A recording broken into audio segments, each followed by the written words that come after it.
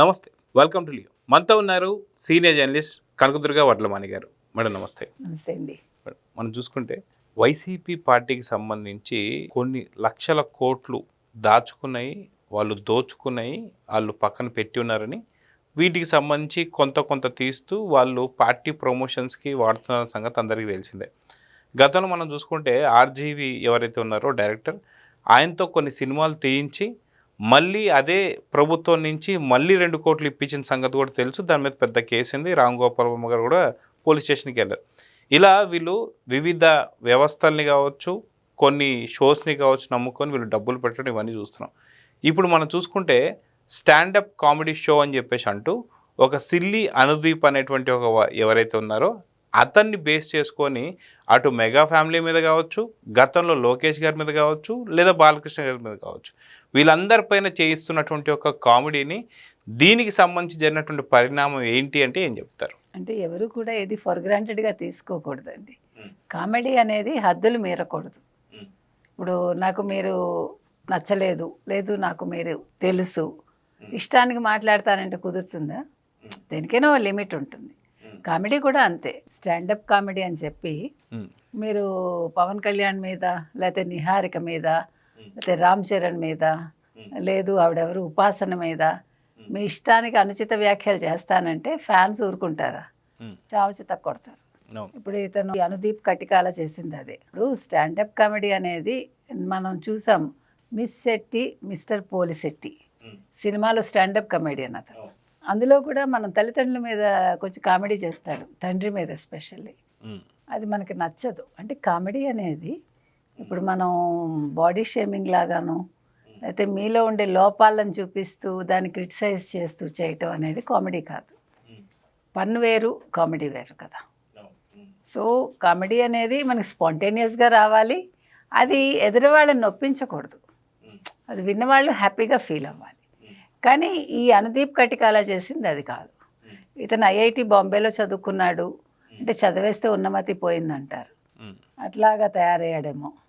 ఏదో ఏంటి silly laughing club ఏదో పెట్టాడు.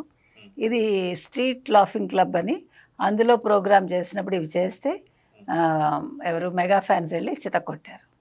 కొట్టాక ఇవన్నీ చేశాక ఇతని మీద కేసు నమోదైంది. బడే వెంకటకృష్ణ అని జనసేన అతను కాకినాడలో కేసు పెట్టడం జరిగింది. ఎందుకంటే పవన్ కళ్యాణ్ 3 పెళ్ళిళ్ళ మీద, విడాకుల మీద, నిహారిక విడాకుల మీద మనకెందుకండి? ఇప్పుడు ఒక వ్యక్తిని మీరు నచ్చితే చూడండి, నచ్చితే మాట్లాడండి, నచ్చకపోతే వదిలేయండి. ఇప్పుడు మీరు ఎక్కడ మీరు మాట్లాడాలి? రాజకీయంగా అతను సవ్యంగా చేయకపోతే మీరు కమెంట్ చేయొచ్చు, అంతవరకే. అతని వ్యక్తిత్వం లేకపోతే వ్యక్తిగత విషయాలు మీకెందుకు? It is none of your business. ఇప్పుడు నీ ఇంట్లో నీ తల్లిదండ్రిని మేమంటే నువ్వు ఊరుకుంటావా? తప్పు కదా అది. మీ ఇంట్లో ఆడవాళ్ళని అంటే మీరు ఊరుకుంటారు? ఎవ్వరూ ఊరుకోరు. మన సంస్కారం ఉన్న వాళ్ళం ఎవ్వరం కూడా, అంటే ఒక కుటుంబం, ఒక సంస్కృతి సంప్రదాయం ఉన్న వాళ్ళం ఎవ్వరం కూడా మన ఇంట్లో వాళ్ళని అంటే చావచిత కొడతాం, ముందు పళ్ళు రాళ్ళగొట్టి చేతిలో పెడతాం. సో ఇవాళ అదే జరిగింది. అయితే ఇతను వెంటనే క్షమాపణ చెప్పి లేదు విడాకుల గురించి నేను పాజిటివ్గా ప్రజల్లో ఒక చైతన్యం కలిగించాలనుకున్నాను ఏంటో చెప్పాడు ఇతను. అది కాదు కదా. దానికి నువ్వు మెగా ఫ్యామిలీని ఎందుకు టార్గెట్ చేసుకోవాలి? ఫస్ట్ క్వశ్చన్ అది. ఇప్పుడు విడాకులు ఇవాళ మీరు సినిమా ఇండస్ట్రీ తీసుకుంటే అటు బాలీవుడ్, ఇటు టాలీవుడ్, అయితే అదేంటి కొల్లీవుడ్, ఏ వుడ్ తీసుకున్నా ఉంటాయి. ఇంకా హాలీవుడ్ చెప్పక్కర్లా. బట్ వై పర్టికులర్గా ఒక family members? What is the reason behind that? ఇప్పుడే చాలామంది తీసుకుంటున్నారు. ఇవాళ తెల్లారు లేస్తే పెళ్ళైన వాళ్ళు ఎంతకాలం ఉంటారో తెలియదు. దానికి మనకెందుకు? అది వాళ్ళు విడాకులు తీసుకున్నా మనం ఏం చేయలేం. ఇప్పుడు సమంత, నాగ చైతన్య విడిపోయారు, అది వాళ్ళ వ్యక్తిగతం, మనకు అనవసరం అది. అంటే వాస్తవం చెప్పాలంటే సినీ సెలబ్రిటీలే కాదు, ప్రతి దగ్గర బిజినెస్ మ్యాన్లు కావచ్చు, లేదా సాధారణ కుటుంబ సభ్యులు ప్రతి దగ్గర జరుగుతున్నటువంటిదే ఇదంతా. కానీ మీరు ఇందాక అన్నట్టుగా ఎందుకని ఓన్లీ మెగా ఫ్యామిలీనే, ఈ మెగా ఫ్యామిలీ పైన ఇలాంటి కామెడీ షోస్ చేస్తున్నారు అనేది ఒకటైతే, గతంలో ఇదే పర్సన్ మళ్ళీ లోకేష్ గారి మీద ప్లస్ బాలయ్య మీద చేశారండి. ఎస్పెషల్లీ లోకేష్ విషయంలో ఏంటంటే బాడీ షేమింగ్ చేయటం అనేది వీళ్ళకి అలవాటు అయిపోయింది. ఇప్పుడు మనకి బాడీ అనేది మనం కోరుకున్నట్టే ఉండదుగా. శరీరం కానీ, మన బుద్ధి కానీ, లేకపోతే మనం ఏదైనా కూడా మన చేతుల్లో ఉండదు. మన జీన్స్ మన ఫ్యామిలీ నుంచి మనకు వస్తాయి. దానికి నువ్వు కమెంట్ చేయడం ఎందుకు? అసలు నువ్వెవడు కమెంట్ చేయడానికి? నువ్వేమన్నా పెంచి పోషిస్తున్నావు ఆ పిల్లాడిని, లోకేష్ని? కాదు కదా, నువ్వు అన్నం పెట్టట్లే కదా. అన్నం పెట్టిన అమ్మ నాన్నకే అనే హక్కు ఉండదు ఒక వయసు వచ్చాక. Who are you to say? అసలు క్రిటిసైజ్ చేయటం ఏంటి, నవ్వటం ఏంటి, నవ్వించటం ఏంటి? ఇప్పుడు ఇలాంటివి ఒక షో చేసినప్పుడు ఆ షోకి వచ్చిన వాళ్ళలో ఒక్కళ్ళైనా దాన్ని ఖండించాలిగా. నేను అడుగుతున్నది అది. మీరు దిస్ ఈజ్ నాట్ ద వేమా, ఇది కాదు కామెడీ అంటే అని ఒక్కళ్ళైనా చెప్పుంటే మనం సంతోషించి ఉండేవాళ్ళం. నేను నిజంగా చెప్తున్నానండి. ఈవెన్ నేను అక్కడ ఉన్నా కూడా నేను ఎంజాయ్ చేయకూడదు అది. అంటే కొన్ని సంస్కారం అది మనకి. ఇప్పుడు మిమ్మల్ని ఎంతసేపు నేను ఎన్ని మాటలు అంటే మీరు అంత నవ్వుతానంటే ఈ వ్యక్తి సూసైడ్ చేసుకుంటే ఎవరు బాధ్యులు? అసలు మామూలుగా అంటున్నా, ఇవాళ మీరు అన్నట్టుగా మామూలు కుటుంబాలు కావచ్చు, మధ్యతరగతి కుటుంబాలు కావచ్చు, పెద్ద కుటుంబాలు కావచ్చు, లేదా సెలబ్రిటీస్ కావచ్చు, who ever it is, common అయిపోయింది విడాకులు. కాకపోతే ఏంటంటే సెలబ్రిటీ అనేసరికి, సినిమా వాళ్ళు అనేసరికి అది కొంచెం ఎక్కువ అందరికీ ఇంట్రెస్టింగ్గా ఉంటుంది, అంతవరకు. అది ఇక్కడ మనం చూసుకుంటే ఇతను వ్యాఖ్యలు అంటే అనుదీప్ వెనక ఖచ్చితంగా ఒక పొలిటికల్ పార్టీ ఉంది కాబట్టి ఇదంతా చేస్తుందని చెప్పి కూడా చర్చ నడుస్తుంది. బిగినింగ్లో ఒక మాట అన్నారు. ఇప్పుడు వైసీపీ అనేది ఏం చేస్తుందంటే they are spending more on social media. అంటే డబ్బు వాళ్ళు జల్లుతున్నారు. ఎలక్షన్స్ ముందు జల్లారు, ఇప్పుడు జల్లుతున్నారు. అయితే ఈ జల్లడంలో వాళ్ళు ఏం చేస్తారంటే ఇటీవల కాలంలో బాగా ఎక్కువ చేశారు. మీరు మొన్న చూసారంటే షర్మిల విషయంలో ఒక ఆవిడ మాట్లాడింది, ఇది మాస్క్ పెట్టుకుని జడ వేసేసుకుని చాలా ఇన్నోసెంట్గా షర్మిలను తిట్టింది. తర్వాత దారేపోయే వాళ్ళ చేత కూడా మాట్లాడిస్తున్నారు షర్మిల్ని, అసలు నువ్వేంటి, నువ్వు చెల్లివా అన్నట్టుగా. ఫస్ట్ థింగ్ ఏంటంటే ఇప్పుడు ఆ మాస్క్ పెట్టుకున్న అమ్మాయి, మీరు అదేంటి ఒక పాట వస్తుందండి, ఆవిడ పేరు బేబీనో ఏదో, ఎందుకంటే ఆవిడ ఇటీవల కాలంలో క్రైస్తవాన్ని నమ్ముకుంది ఆవిడ. సో అది ఒక బాంగ్రా టైప్లో పాట పాడుతుంది ఆవిడ. ఆవిడ చేత మాట్లాడించారు. ఎందుకంటే ఆవిడ మాట్లాడుతుంటే ఎక్కడ చూసా అనుకుని నేను సెర్చ్ చేస్తే నాకు అర్థమైంది. తర్వాత ఈ రోడ్డుని పోయేవాడు ఎవడో వాడితోటి మాట్లాడించడం అంటే వాడికి కాస్త డబ్బులు ఇచ్చేసి మాట్లాడించడం. నేను అనేది ఏంటంటే ముందు అసలు జగన్మోహన్ రెడ్డిని 4 పీకితే షర్మిల,